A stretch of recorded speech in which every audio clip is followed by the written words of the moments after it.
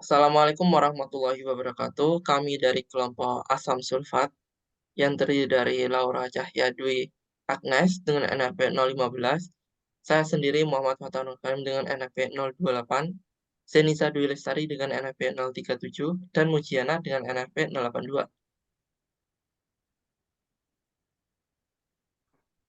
Topik bahasan pada kali ini yaitu pengantar asam sulfat, produsen utama, bahan baku, proses produksi, nilai ekonomi, dan manfaat asam sulfat.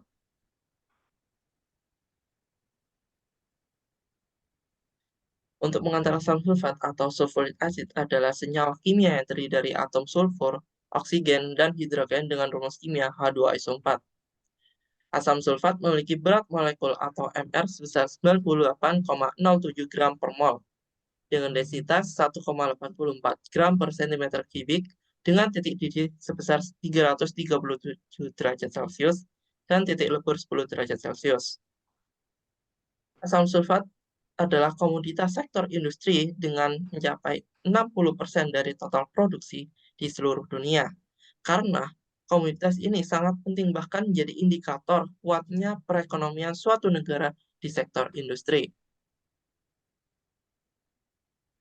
Dengan saya, Zenisa Dwi Lestari, NRP 037, akan membahas mengenai sifat dari asam sulfat. Yang pertama, asam sulfat bersifat korosif. Asam sulfat sangat korosif dan merusak. Asam sulfat dapat menyebabkan iritasi dan sensasi terbakar pada kulit, mata, dan saluran pernapasan. Yang kedua, sifat asam sulfat yaitu reaktif. Asam sulfat sangat reaktif dan dapat membakar bahan organik yang mudah terbakar. Yang ketiga, asam sulfat larut dalam air. Asam sulfat dapat larut dalam air dan etil alkohol pada semua konsentrasi. Selanjutnya, asam sulfat bersifat katalitik, di mana asam sulfat dapat berubah dari zat reduksi menjadi zat pengoksidasi tergantung pada konsentrasinya. Asam sulfat bersifat konduktor yang baik. Asam sulfat memiliki konduktivitas listrik yang tinggi. Yang terakhir, sifat dari asam sulfat yaitu pelarut yang baik, di mana asam sulfat merupakan pelarut yang baik untuk banyak reaksi. Baik, saya Muhammad Fatanul Karim dengan NP 028. Kegunaan asam sulfat yang pertama yaitu industri pupuk digunakan untuk membuat bahan baku pembuatan pupuk berbasis fosfat dan pupuk amonium sulfat. Yang kedua, industri kimia untuk pembuatan obat kemoterapi, industri otomotif sebagai elektrolit dalam bahan baku pembuatan baterai berdaya besar, industri penyulingan minyak untuk katalisator pada proses pemurnian, instalasi pulp dan kertas digunakan sebagai aktivator fly ash dalam aplikasi pengolahan limbah cair.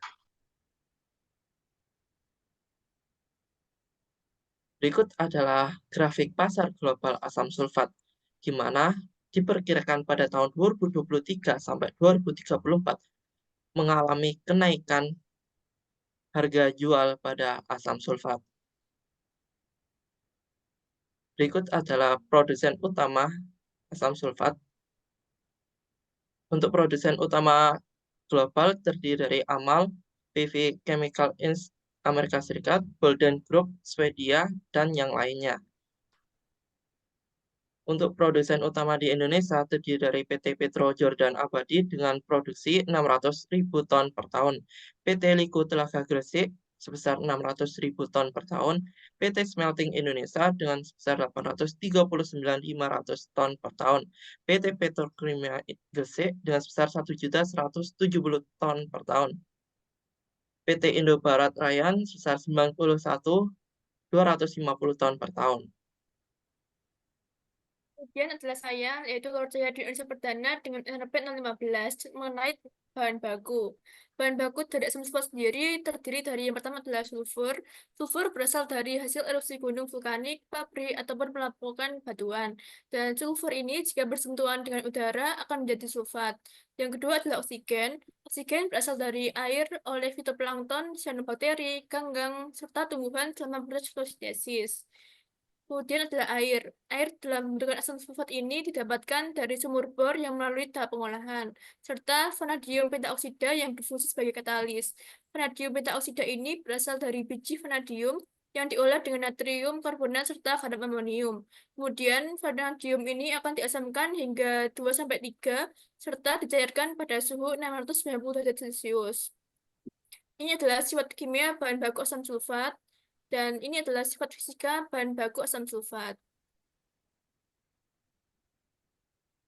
Baik, yang selanjutnya adalah saya Mujiana, NRP akhir 082. Di sini saya akan menjelaskan tentang proses produksi dari asam sulfat. Next. Oke, pada proses pembuatan asam sulfat terdapat 3 tahapan utama, yaitu yang pertama adalah pembentukan gas SO2, dan yang kedua adalah reaksi oksidasi katalitik gas SO2 menjadi SO3, dan yang terakhir adalah proses pembuatan dari H2SO4. Next.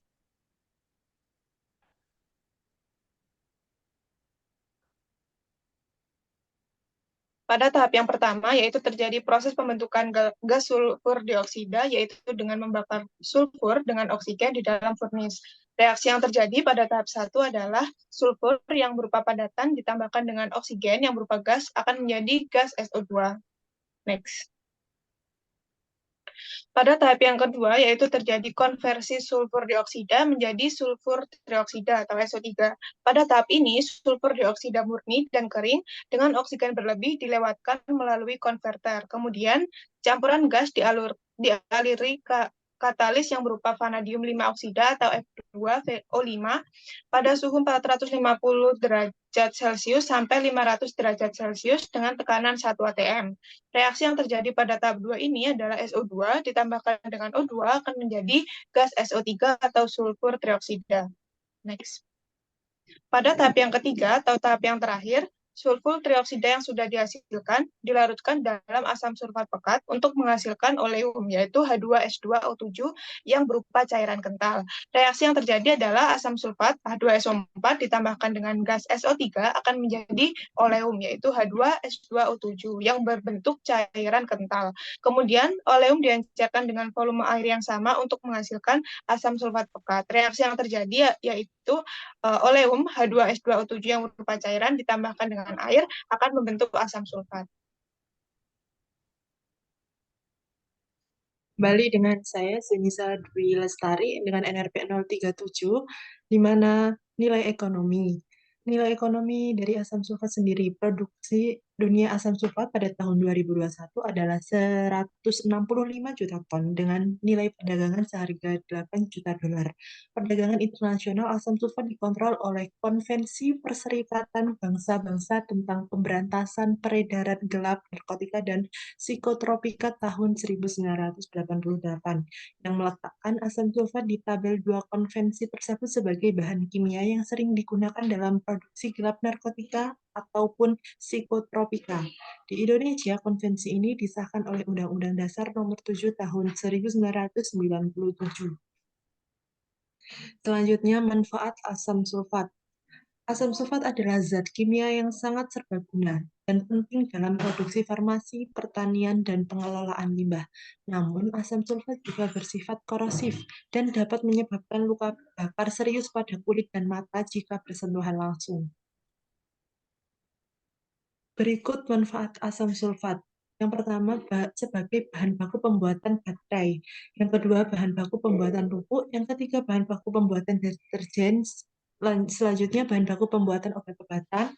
Lalu bahan baku pembuatan peledak, lalu bahan baku pembuatan kaca dan baja, bahan baku pembuatan rayon, bahan baku pembuatan lem, bahan baku pembuatan pigmen dan pewarna, bahan baku pembuatan garam, bahan baku pembuatan asam anorganik, dan yang terakhir bahan baku proses water treatment.